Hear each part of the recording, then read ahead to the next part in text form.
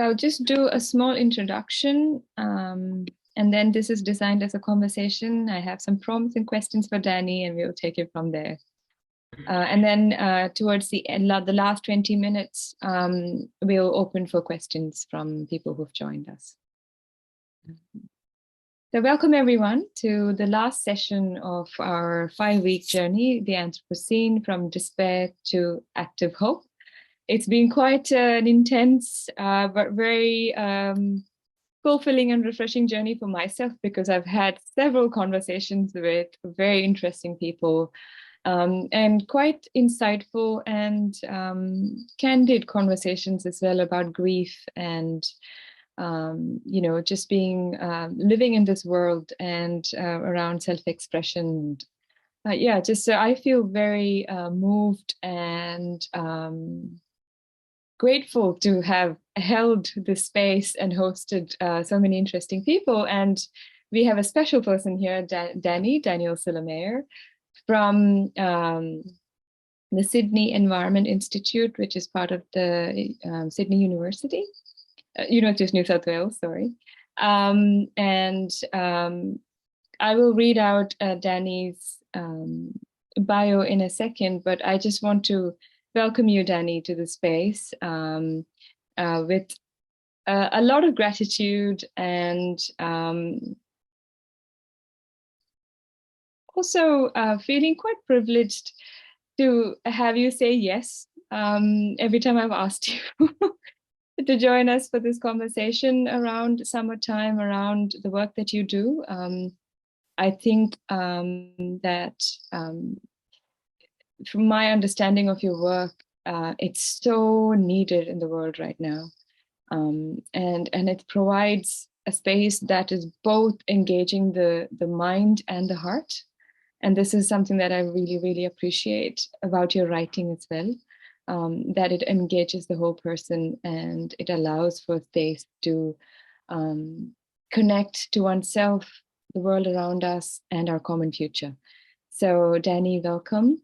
I will quickly read out your bio for listeners who would be joining us later or listening to the recording. So Danielle Celermajer is a professor of sociology and social policy at the University of Sydney, Deputy Director of the Sydney Environment Institute, and lead of the Multispecies Justice Project.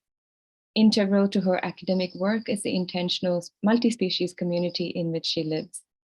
Her publications include Sins of the Nation and the Ritual of Apology, The Prevention of Torture, An Ecological Approach, The Cultural History of Law in the Modern Age, The Subject of Human Rights, and Justice Through a Multi-Species Lens. Through the experience of living through the Black Summer bushfires with a multi-species community, she began writing about a new crime of our age, Omnicide. Her latest book, Summertime, was written in recognition of the critical urgency of conveying the complex conceptual recognition of the multi-species harms of the climate catastrophe in ways that can provoke affect and hence action. Danny, welcome. Thank you for that lovely introduction. It's always a pleasure and an honor to be in conversation and to be part of what you're doing, Lakshmi. Thank you. So I can see people are slowly trickling in, and that's great. So Danny, my first sort of prompt is, we'll be focusing on summertime today and focusing on you as a writer, as someone who is able to express yourself as you engage with what's happening in the world. And so, just to start with the context of Summertime, how did that book come about and what prompted you to write it? So, as you said, Lakshmi, I work now in a field that we call multi-species justice, which is, I've come to think about it as justice for all earth beings. I used to think about it as the interface between human justice, animal justice, and ecological justice, but that type of partitioning of beings reiterates the problem that we're trying to get around in this new articulation of justice. And as I'm a materialist, and what I mean by that is I don't think that human beings decide to transform themselves in some type of disembodied, transcendent way. And I really wanted to transform myself, and how I experienced myself and how I experienced ethics and how I experienced justice. And so to do that, I moved out of the city and to what we call an intentional multi-species community in a extraordinarily beautiful rainforest in the southern part of New South Wales, where I share life with a number of animals who have come from farming situations where they were tortured and oppressed, and now they're living with us, but also with lots of wild animals, with wombats and magpies and wallabies and echidnas and all sorts of other creatures for whom that has been home for a long time, and with the trees and the forests and the soil and the river. And when we moved there in 2015, I'm a child of refugees, and I've never felt particularly at home anywhere. But for the first time in my life, I felt this deep sense of home. And in fact, the first days that I spent there, I said to my partner, I want to die here. This is the place that feels, I had a sense of permanency of connection. I had also been working on issues of climate change and ecological destruction for a long time. So in the abstract, thinking about climate change and the impacts of climate change was not something that I was unfamiliar with. It was very much part of my day-to-day life. Then in September 2019, very intense fires started to burn in the north of the state. And we had been in an extreme drought on the east coast of Australia for 7 years. The temperatures were extraordinarily high. And it was very clear that the fire was going to burn right through the state. But still, I had this sense of protection, which so many people who live privileged lives, I still, in truth, I thought that the impacts of climate change were somewhere else, some other time, someone else. And then in October of 2019, the Gondwana rainforest in northern New South Wales burnt. And this was the first time that these rainforests had burnt. And like I said, we live in a rainforest. And so even though I live in a fire-prone country, I had felt this sense that, well, rainforests don't burn, and so we're going to be okay. And I remember very well the moment that broke. I was standing outside listening to the radio, and I heard that the Gondwana rainforests were burning, and it was like a truck hit me. I had this embodied experience that this is going to happen to us. The fire came down to the south. It was kind of lapping at the river just south of us, but we knew that it was going to come. And on the 28th of December, we made the decision that we were going to evacuate all of the animals who could be evacuated off the land to go to a safe place. But as I say, in summertime, amongst the many aspects of our life that we no longer can hold on to is the idea of safety. And 2 days later, two of beloved family members, two pigs, Katie and Jimmy, who had been evacuated to a place called Cobargo. Cobargo was hit with some of the most devastating fires that hit anywhere, and the town was burnt. And the place where Jimmy and Katie were living was completely immolated. And Katie was killed, and we thought that Jimmy was killed, but it turned out that he survived that fire. And that day, the night before, we had emptied our house, put everything in a truck. Very early in the morning, my partner had driven to Sydney, with the things in our lives that were most precious to us. And I was alone at home when I got the news of Katie's death. And that day I had to go. It was New Year's Eve. And New Year's Eve, for those who don't know, Sydney is kind of one of the New Year's Eve capitals of the world. There are these amazing fireworks, and the town that I live near is quite a touristy town. Lots of people go there for their summer holidays.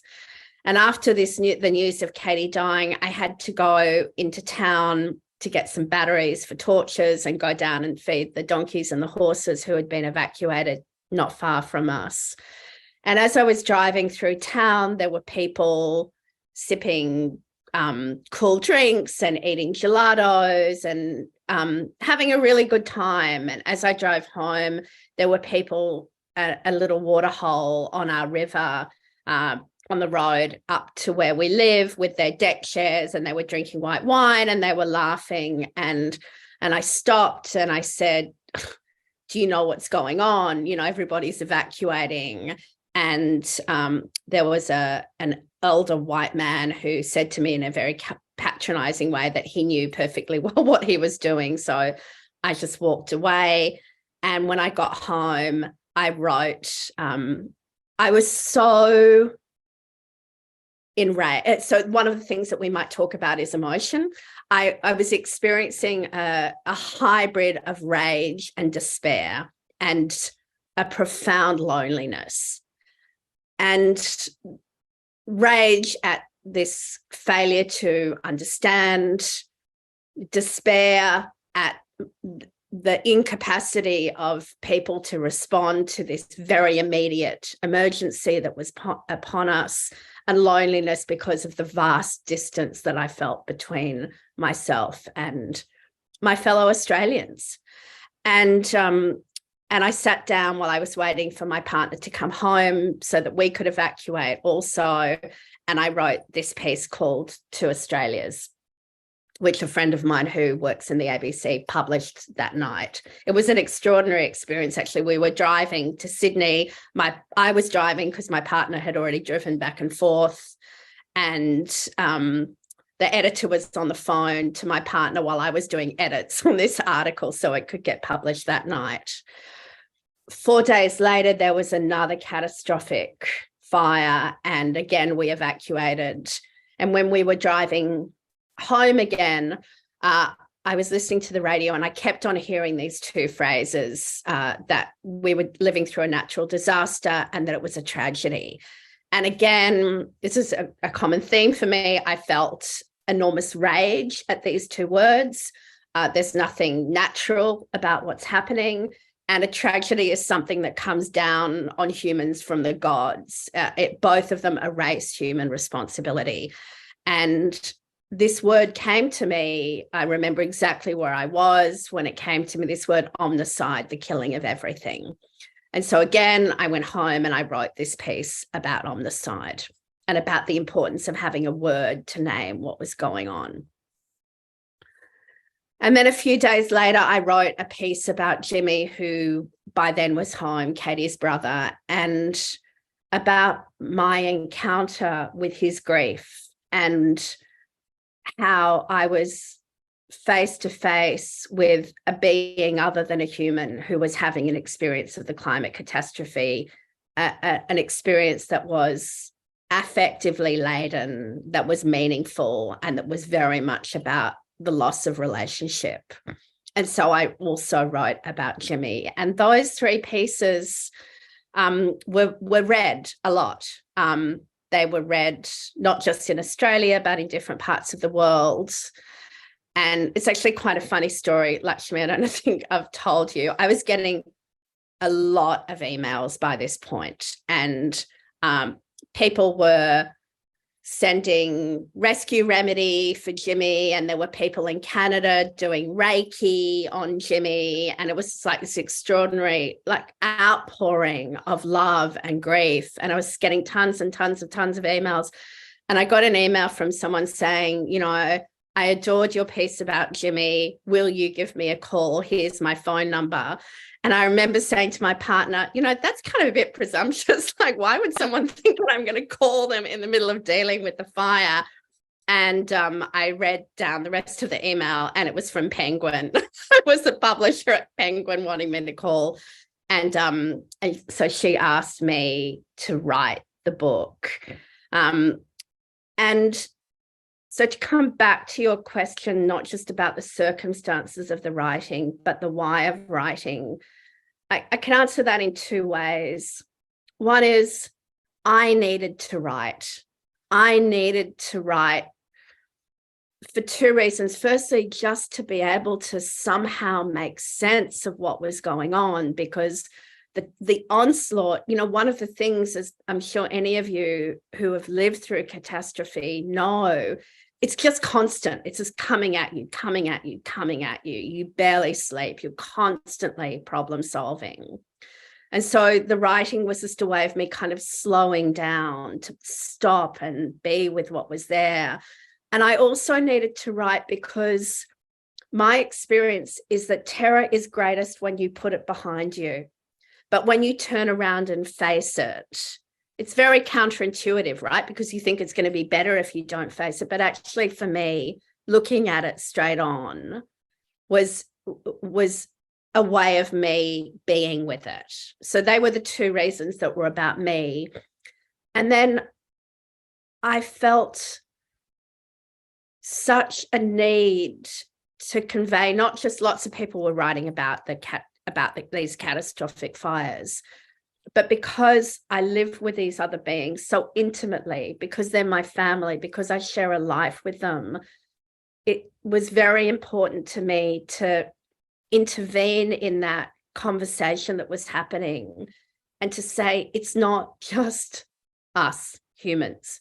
We're not the only ones who are dealing with this, and not in a reductive sense, not in the sense that other animals are getting killed or injured, but other animals are making sense of this, trying to make sense of this. Other animals have very complex feeling states about what's going on, and the relational lives of other animals, just like the relational lives of humans, are being profoundly disrupted. So that particular part of the message was the one that I wanted to introduce into the public conversation. Yeah, thank you, Dani. Thanks for that sharing. When you started talking, you said, I want to die here on that land, that feeling. And I remember that when I moved to Melbourne, I was feeling very rootless as a young person in a new country, and really not feeling very, I was floating. That was a feeling I got, that I was just floating around for a while. And I remember sitting by the Yarra, maybe 3 years in, and I had that feeling that I could die here, and that's good. And there was this shift in how I was on that land afterwards. It just reminded me of that moment. So I want to ask you about, grief and emotions. And it seems to me that the rage is being almost alchemically transmuted into something that you are then contributing to the world, So if you can speak not just to that, but just in general, how because that's one of the things that has been a common thread throughout, is how do we deal with also fear. So I certainly don't have any prescriptions about how to deal with fear. The first comment that I want to make about emotions, and I referenced it earlier, is my experience is that the language of emotions, at least in English that we have, and different languages, of course, very different, is inadequate in two ways. Firstly, this passing out of emotions, as if there's this pure emotion of anger or rage, and then an emotion of grief, and then an emotion of fear, and then an emotion of loss. That just is not my experience. It's much more entangled and messy than that. So there's a part in Summertime, which again I wrote in situ. It was the night before we knew that there was going to be a really catastrophic fire day, and we were evacuating. My partner was outside putting hoses out to try and get the sprinklers to work, and I was inside and I was watching the dusk fall and over the pond, and I was watching the animals who I could see just disappear from sight. And I felt simultaneously the most intense love and the most searing grief, both of them together. They were not, it wasn't that I felt love and then I felt grief, or that I felt grief and then I felt love. I felt them together. And I was interestingly enough, I was at a symposium this week on climate emotions, on environmental emotions. And there were some psychologists, academic psychologists presenting, and they kept on measuring grief and measuring fear and measuring anger.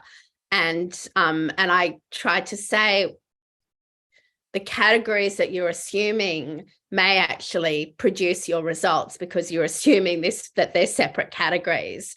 And it was interesting.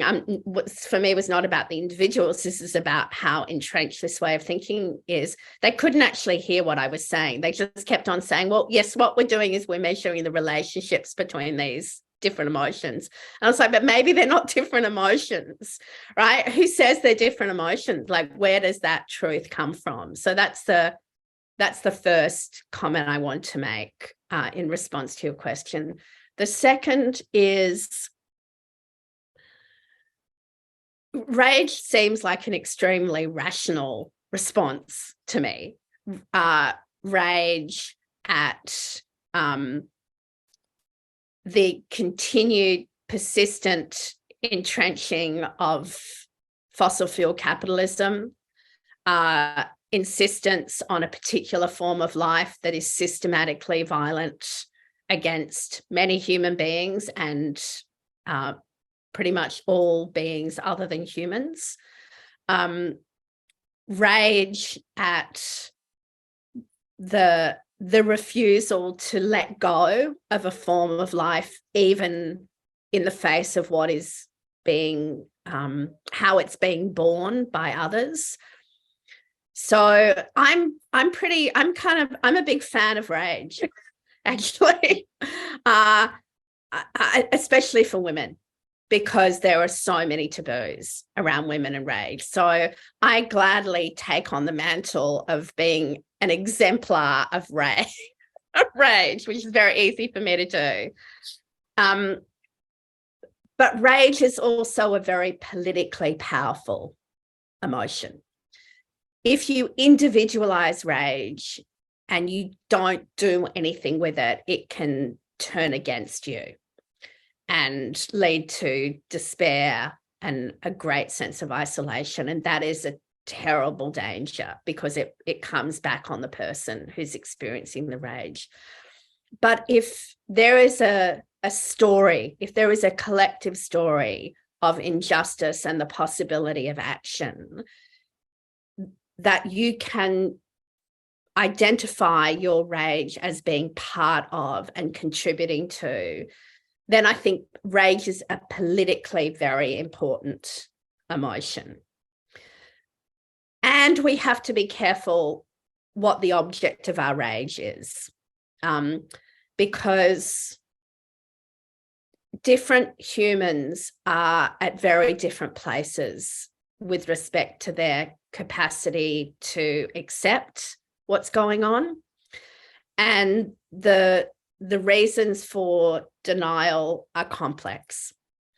And so I think it's very easy to bring rage to the wrong people, to the wrong object. I mean, we can see now particularly in the face of political popularism, demagoguery, how instrumentally certain political figures are using rage and channeling it to heighten conflicts, basically between different groups of disenfranchised people. So I think we need to have a careful analysis that goes along with the direction, the object and the direction of our rage. Many years ago, I had a very remarkable teacher who was a student of Tantra.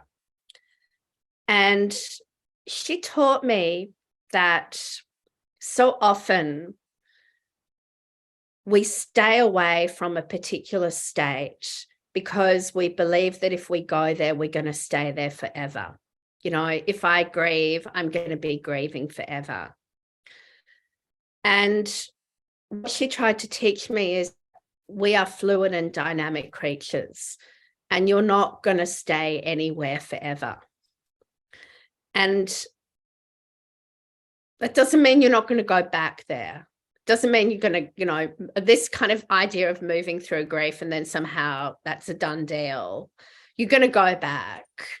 But I think being willing to be leaping into the impermanency of our emotions and our states I find that helpful and reassuring.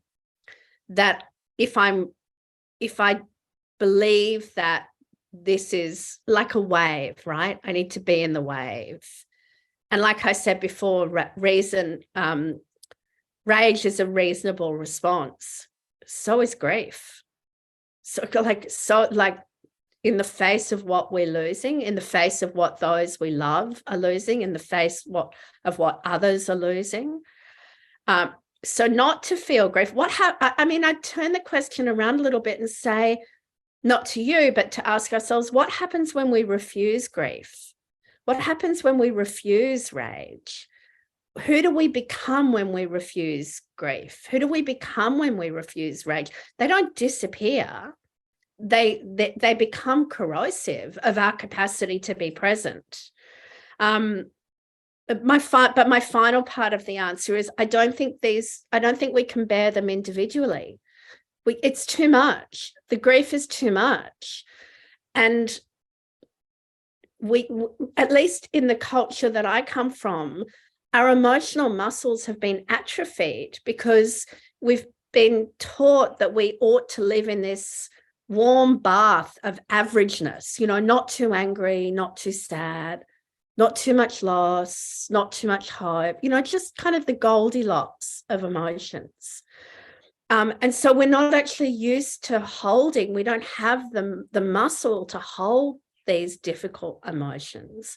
And so I think if we learn together, you know, we learn to do that together in a crawling towards the possibility of feeling them together. So those are my thoughts. Thank you, Dani. So these are some of the questions that we've also been asking at ICA with our Requiem program. Like, how do we grieve together?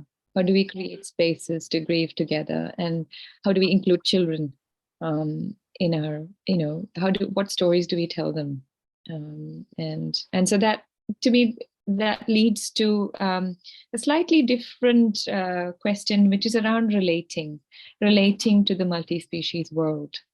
You know, and I while reading your book, I also felt that you also name the others. So I just wanted to know how does that happen, and does that help you to name them, or how do you relate? I love naming them. Naming them is of course they're the names I give them. They're not the names they give themselves. But sometimes I name them and it becomes clear that it's the wrong name. And I think that that's something that they tell me in one way or another, that it's the wrong name. So for example, about a year ago, we found out about a pig who was living in just horrific conditions. And we were fortunate enough to be able to bring him to live with us. And the name that he carried was Boris. And not long after he had been living with us, he disappeared, and we just couldn't find him anywhere. Oh, I should say he'd been living on it's called a farm stay here. So families go and stay there, and they can pat the animals and, play with the animals. They couldn't actually play with him, but they could touch him. And he lived in this concrete pen without proper shelter, with no straw, no grass, totally by himself. So he disappeared, and we could not find him anywhere. We looked for hours and hours and hours and hours. And finally, I saw there was a fern forest, and I saw it kind of trembling. And so I went and looked, and he had completely wrapped himself in ferns. And he stayed wrapped in these ferns. He obviously came out to drink, but I would bring him his food there. He stayed that way for about 3 weeks. And my theory was that he had never been able to set any boundaries for himself. He had always been radically exposed. And so he was creating these boundaries for himself. And so I renamed him the Fern Badger. And so he's now he's not Boris anymore. He's the Fern Badger. He's the Fern Badger. One of the things that people who have animals for the purposes of killing them, eating them, or experimenting on them, they never name animals. It's an absolute taboo to name animals, because when a being has a name, they're an individual and they occur for us in a different way. So, of course, they all have names. And even though I fear for them, and I do fear for them, I have to say that living with other people, I live with donkeys and pigs and sheep and goats and horses and ducks and chickens, is the greatest source of joy and wonder in my life. And if I can connect it back to the last question, the range of emotions that they experience is marvelous. And their forms of life are just a wonder. And there's all sorts of surprises. Again, I can only speak about the culture in which I was formed, but our expectations of other animals are so desiccated. And the number of times that people come and they'll say, oh, donkeys are stubborn or pigs are dirty, completely mediated by unverified set of propositions that get passed from person to person. Whereas when you live with them, you realize that there's not only so much that goes on for them, but so much more that goes on for them than we can imagine, because they have these very different ways of relating. So, for example, donkeys have a deadly sense of humor. They're extremely funny. Like, they're really funny, and they tease you.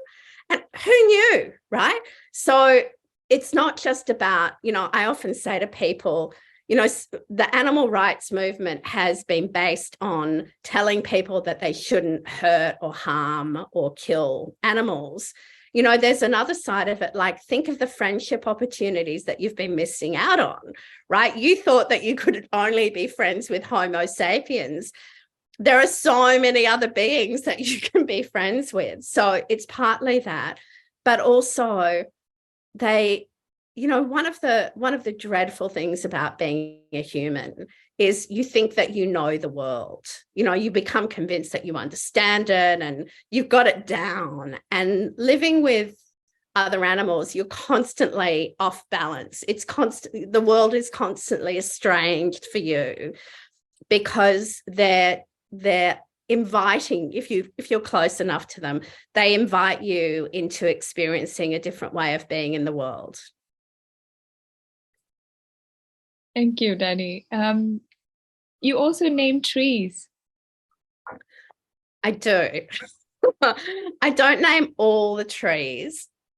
Do you want me to talk about one tree who I named? Yes, please. So, so I mentioned before that I come from a family of refugees. My entire family was from the east of Poland, and we're Jews. So all of my family, other than my grandparents, my mother and my father, were murdered in the Shoah, in the Holocaust. And my paternal grandfather migrated to Australia with my father and his wife, my grandmother, Hella, in about 1949. And he was an Orthodox Jew, and he was a really remarkable man. Unfortunately, he died when I was about 14. So one of my great regrets is that I didn't get to have the conversations with him that I would have liked to have had. But as I got older and I came to understand his life, it became clear to me that he lived across time. He was deeply informed by ancestors, but he had a sense of responsibility for the future. You know, they often say that Indigenous peoples say to live for 7 generations. Well, my grandfather lived. It's also a teaching in Judaism to live for future generations.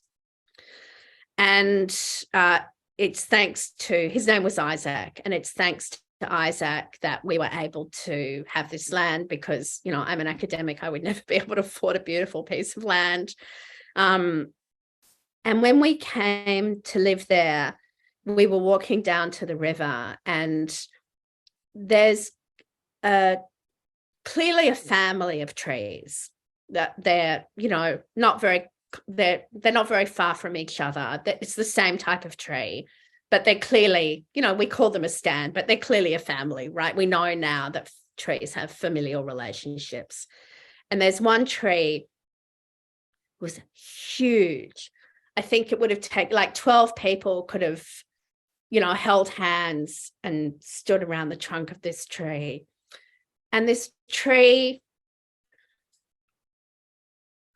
is the home to so many other beings, to bird beings, to all of these sorts of animals who live in hollows. And as I got to know this tree, it seemed to me that this tree was another Isaac, right? This tree had this intertemporal life. And I imagined that, like my grandfather, when this tree dies, eventually, the tree will take a long time to die, but in death, the tree will be the source of life for so many beings, you know, all of the beings that will live on the tree and in the tree, and the tree will become humus, and out of the tree, other creatures will grow, and all sorts of other trees grow on the tree. You know, there are ferns growing out of the tree. And so I called the tree Isaac, both to honor my grandfather and also because it occurred to me that these were brother beings, the two Isaacs. Thank you, Danny. I've not had much sleep because of the storm, so my emotions it's a very thin veil that I'm wearing today. So I'm really deeply moved by everything that you shared. And I have one last sort of prompt, and it's around hope. You know, what does that mean for you, and what is your source for it? I am very ambivalent about the word hope. And so I think we need to really carve out what we mean when we talk about hope. You know, there's now a lot of people writing and speaking and thinking very creatively and beautifully about hope. So I'm not by no means the sole voice in this space. But it remains the case that hope functions or is supposed to function as a type of soporific. So I sometimes think about these two magic carpets, hope and despair.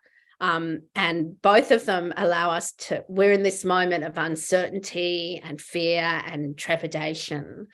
And hope and despair both allow us to kind of fly over the immediate future into some distant imagined future. In the case of hope, it's a good future. In the case of despair, it's a bad future.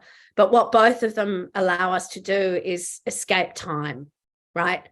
That we are going to be here, for those of us who are alive. We're going to be here tomorrow and in a week and in a year and in 5 years. And we actually have to move through that. So that type of hope is somehow an escape from time and the reality of being embodied through where we are living and how we are living, I think is extremely problematic because it's a form of transcendence, it's a form of disembodiment. And similarly, you know, there's a wonderful line in the Jennifer Offal book, Weather, where she talks about the obligatory note of hope. And those of us who have written books about climate share a funny story that almost always our editors say, yeah, but you have to have some hope in there. You have to have hope.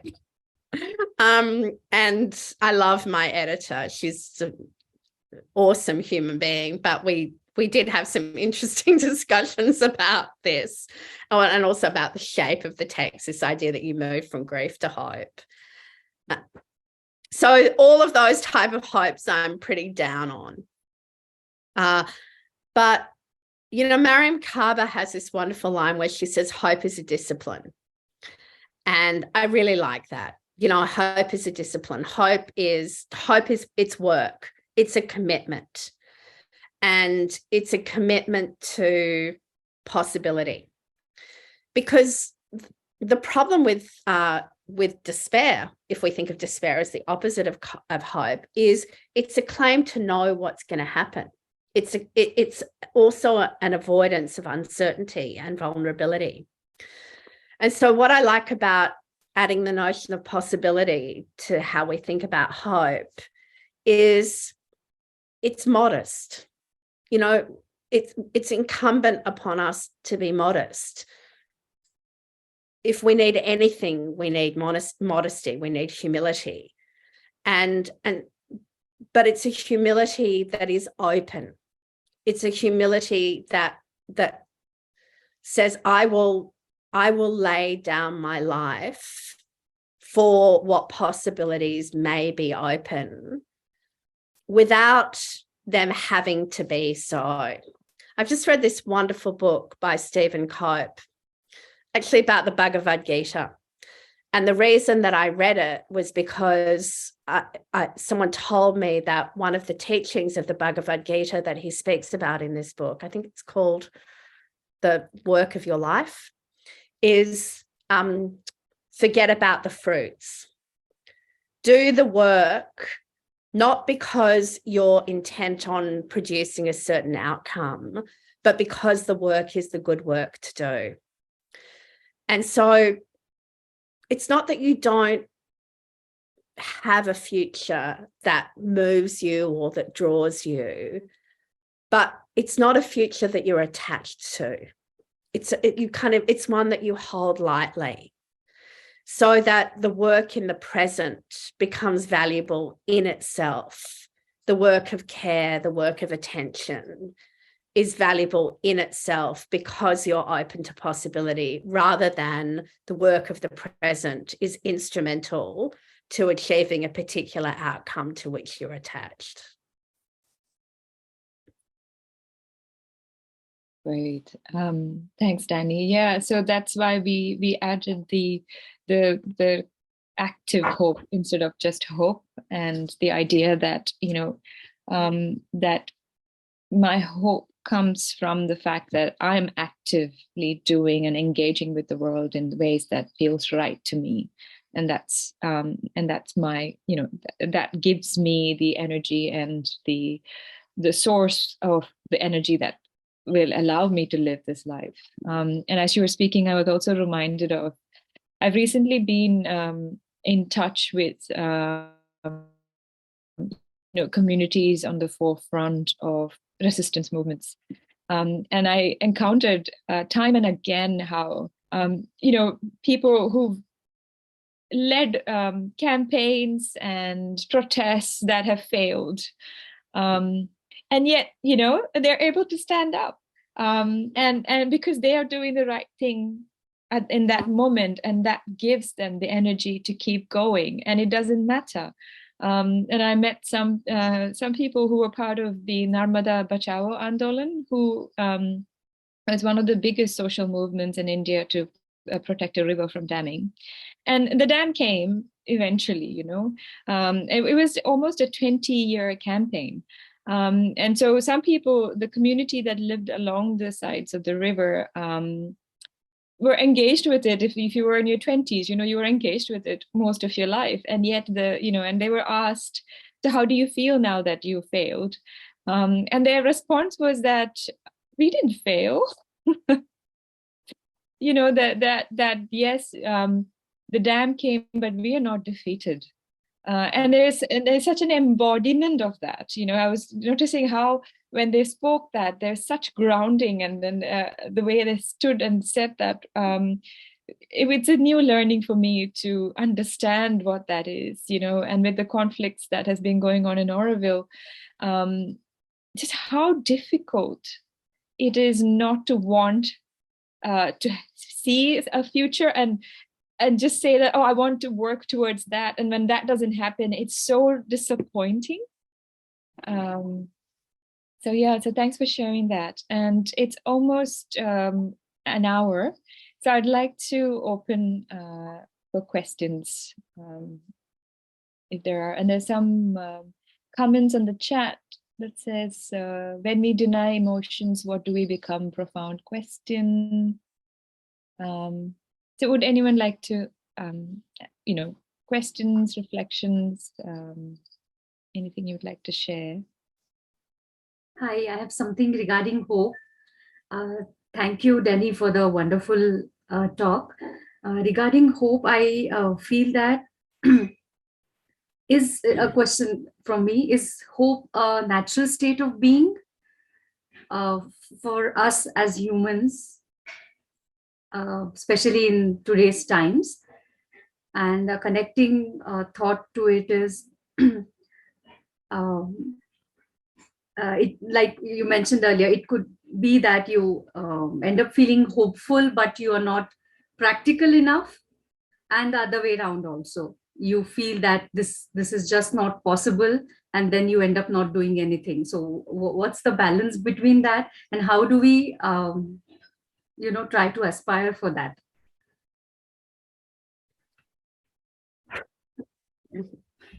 I guess, do you think hope is that coming from a hypothesis? Do you think hope is the natural state for humans?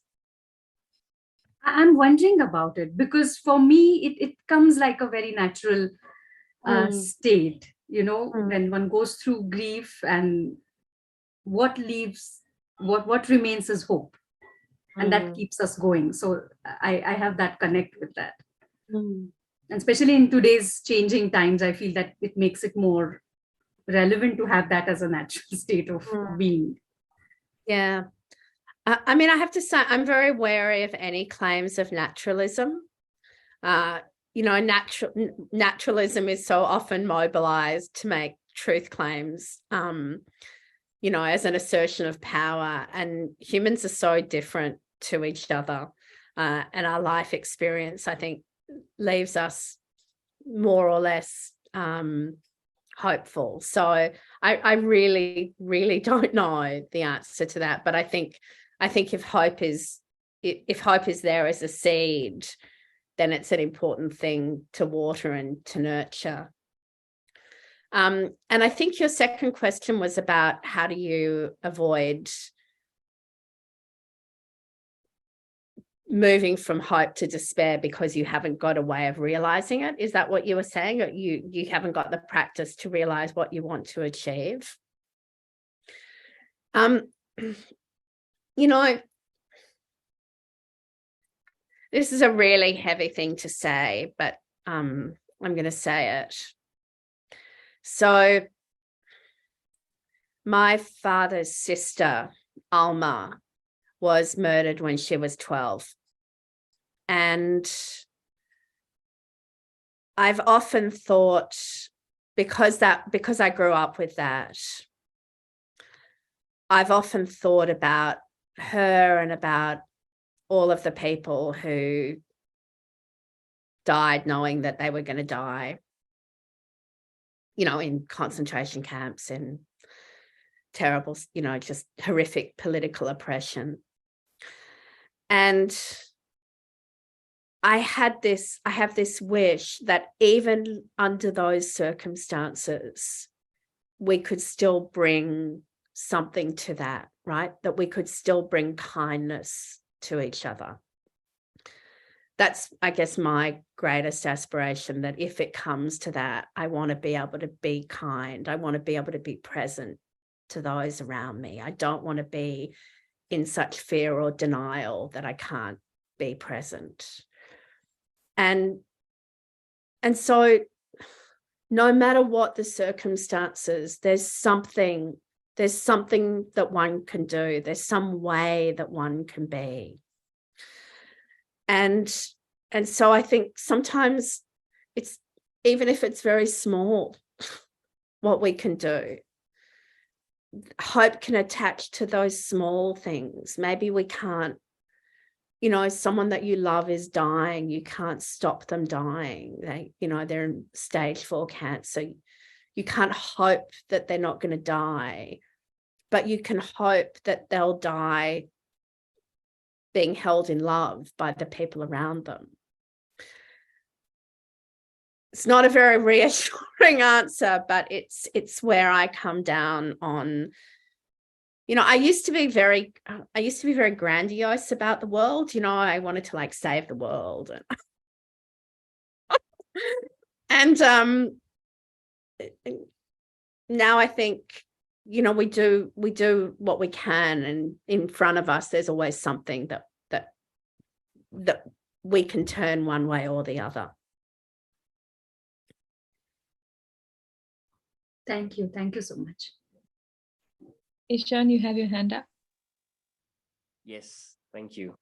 Thank you, Danny, for that last 1 hour. It's been really nourishing to hear your work and your thoughts. It's been really life-affirming. Whilst I was listening to you about, say, certain climate emotions, as it's probably articulated these days, and the stories that restore your faith or guide you in your work, I was also thinking about like the role of faith, and the role of faith and in different forms, you know, faith maybe in community, or faith in deity, or faith in oneself, and how that also perhaps plays into this kind of imagination maybe of a better world, or really holding on to that imagination. How does that perhaps that idea of faith playing with maybe hope or despair, as we were talking about it, but also other forms we might emote responding to what's happening around. So yeah, I was just curious to probably hear from you what role has that played, and what you think of that. Thank you. Thank you. That is such a beautiful question, and I just can't believe I actually haven't been thinking about faith. But as soon as you said it, I realized what a helpful framing it is for me, because the way that I think about the difference between faith and belief is very much similar to the way I distinguish between hope as possibility and hope as kind of optimism. That faith, if you know that something is the case, you don't need faith. Faith is when you don't know that it's the case. And so actually, I think faith really describes what I was trying to talk about. And I've thought a lot about God and what we mean by God, and, you know, what does it mean to have faith in God? And in in esoteric Judaism, there's this really beautiful teaching that I love, that the 4-letter name of God, Yud He Vav He, is unpronounceable. It's called the unpronounceable name of God. And there's a teaching that what those 4 letters, called the tetragram, what it actually means is the possibility of possibility. So God is this kind of radical space of possibility of possibility. And I can have faith in that God. Pretty much any other God doesn't work for me, but that God I can have faith in. And what I like about the idea of having faith in, whether it's, as you said, it could be community, it can be, some notion of God, is it's a very effective technology for decentering the self, right? That you're not the center of your universe, or not the center of the universe. So I think as a psychological or ontological move, I find it very helpful, that it always, as I like to say, it puts me in my place where I should be, like not too important. So thank you for the question. Thank you. I mean, I'd love to hear what faith means to you. Oh, wow. Faith. I think, I'll speak very quickly on this, but for me, it's been kind of emerging, this thought or this inquiry, only very lately. I grew up in a very religious, it's becoming very religious by the year at my home. They're Hindus. And for me, it was always this sense of maybe aversion, faith in that form, religion, while I was growing up. But I think now that perhaps I have a more expansive understanding, maybe of faith, or my own kind of belief in communities. I think for me, it's becoming more and more important to, like you said, it's a technology for decentering oneself. I think that's a beautiful framing, and I'm carrying that away right now. For me, it's probably just that. And I'm still kind of discovering, or still kind of trying to understand better how in my own kind of spaces of tangible work, or those kind of, how do we build better climate action roadmaps, where does faith play in there? Because a lot of times these conversations do not enter into these modalities, or enter into these notions of building more resilience, or building more action. So it's emerging for me, but thank you for your response. It helped. Thank you. Thanks, Ishan, and thank you, Danny. We've got one question from Deepthi in the chat, and then we have Girija, who has her hand up. I'll quickly read out Deepthi's question. There is hope, there is despair, and both these spaces, there's usually overwhelm. Wondering how that has played for you, Danny. I'm not sure how to answer that, Deepthi, other than the answer that I gave to Lakshmi before about a willingness to move through it. And yeah, I mean, for sure, I have been overwhelmed, but it's past. I've not stayed in overwhelm, and actually remembering those moments of overwhelm is really important to me, because it's so easy for it to become abstract again. And those moments of overwhelm, or sometimes it's not moments, sometimes it's days of overwhelm, I think are an index of the gravity of what we're actually facing. It is overwhelming. And so it's accurate to be overwhelmed, but we can't survive in overwhelm. Psychologically, we can't. So we move out of it, we move back into action, and we somehow normalize. But I think I don't really, don't get me wrong, I'm not saying it feels good. It feels like terrible. It feels overwhelming, right? That's what the word is. But I'm very truth matters to me a lot, and the truth of our emotions is, I think we ought to respect the truth of our emotions and not make them wrong in each other. And then who is there to help? Who is there to hold us in our overwhelm? We can't hold ourselves in our overwhelm, but maybe others can hold us, including, you know, to go back to Lakshmi asking me about the other animal people I live with and the tree people, they hold you as well. You know, I had a really extraordinary experience a few weeks ago. No, it would have been about 3 months ago. There was an incredible lightning storm at our place. And I was with the donkeys, and one of the donkeys was completely freaking out. And I call him my trans donkey because he thinks he's a horse.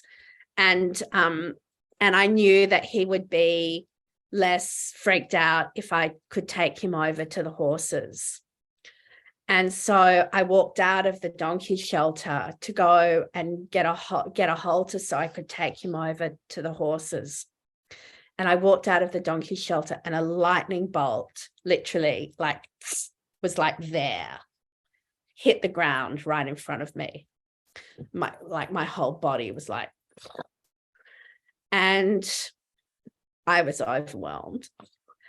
And I went and I sat in the donkey shelter, and one of the donkeys just came and just put his face against my face. It was the most just astonishing act of comprehension and love. So if we're lucky, we have someone to hold us when we're overwhelmed.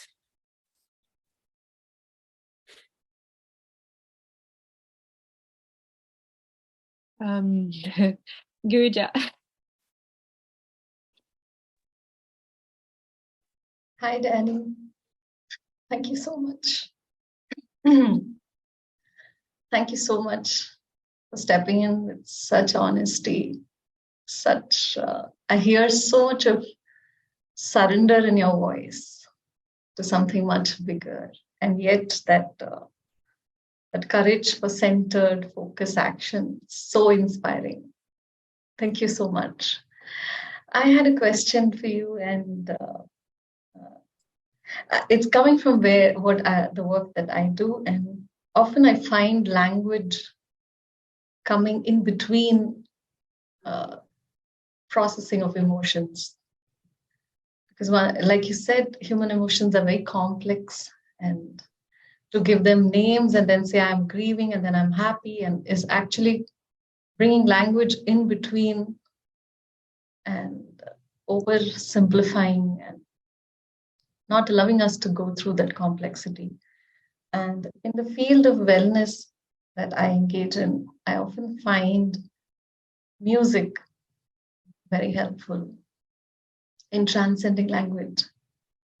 And I wanted to know if music has played any role in the community you live in, because I remember that once with a friend, I was in her veterinary hospital, and just spontaneously we decided, okay, we're going to play a set of Indian ragas, and we saw such profound change in the emotional states of the animals. We cannot name anything to it, but we knew that they were processing something inside of them, taking help of the music that was being played. We had selected flute as the instrument. So I was just wondering if you have any experience of music. Yeah, no, absolutely. I couldn't agree more. I mean, music is very important to this animal. So music has been very helpful for this animal. And you know, we've rebuilt our house now, but when we first moved there was a deck at the front, and it's a long story, I won't go into it, but we had this terrible tragedy when we first moved there with two little baby donkeys dying. And so I was very paranoid about where all of the animals were, because there are lots of snakes where we live.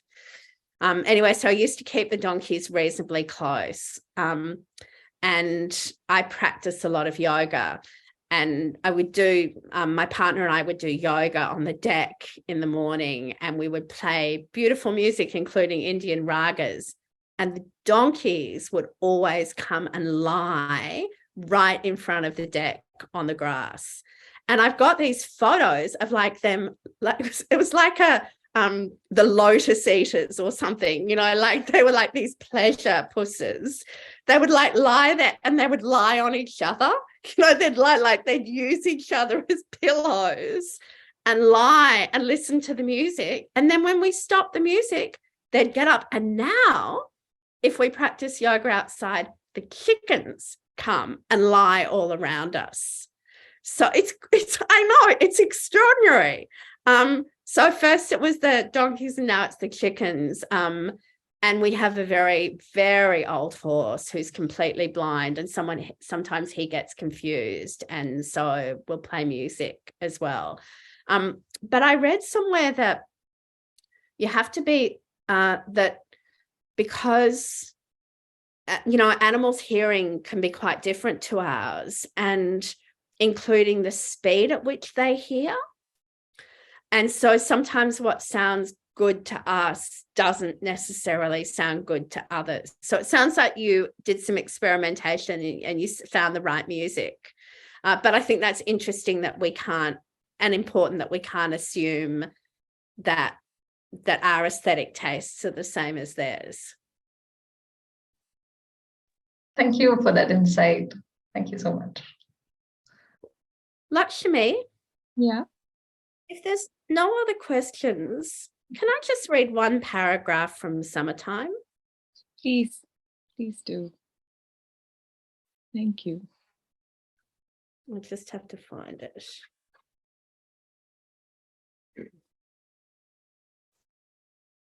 So I wrote this paragraph, I think on about maybe the 10th of January.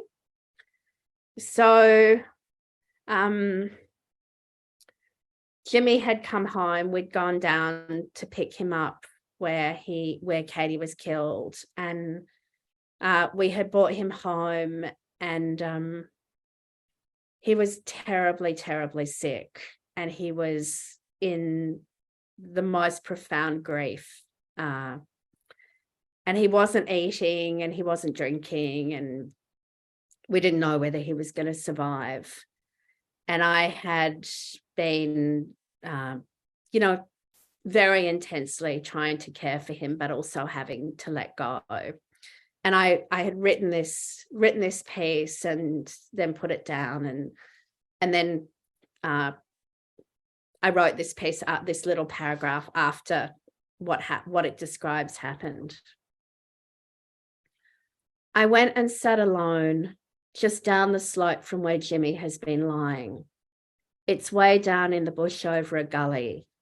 The light is soft. You can hear the birds and the wind moving through the trees. The air and the earth are cool, and the smell is of leaves and the river. I cannot presume to know what he is doing when he lies there, but it seems that he is taking himself back to an ecology not wrought by the terror of the fires, nor fueled by our violence on the earth. He is letting another earth heal him.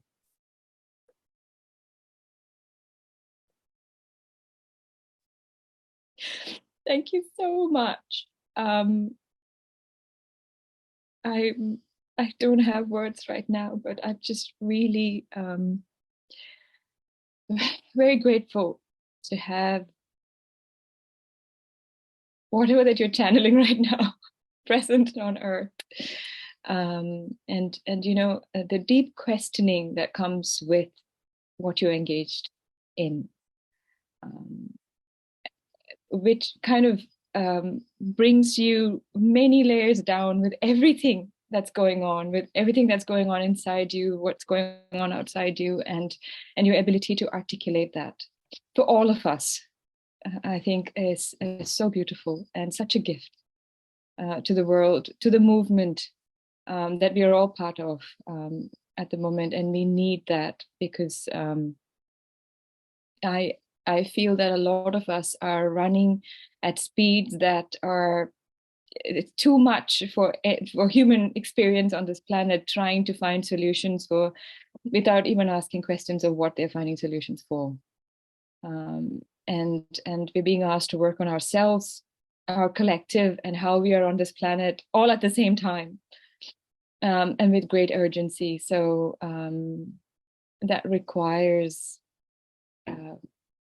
honesty and a quest for truth. And I think you're definitely embodying that and also showing us a way to be. So. Oh, Lakshmi, thank you so much. I get a lot of help from my friends. I get a lot of help from my friends.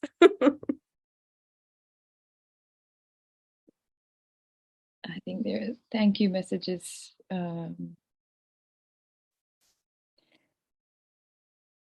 So much beauty to the world, being who you are. Thank you for this gorgeous healing channeling, Dani, feeling nourished. Thank you, Dani. Thank you very much. Thank you so much. And thank you all for coming and being in conversation. I'm like very, very touched, and it's beautiful to see you, Lakshmi, as always.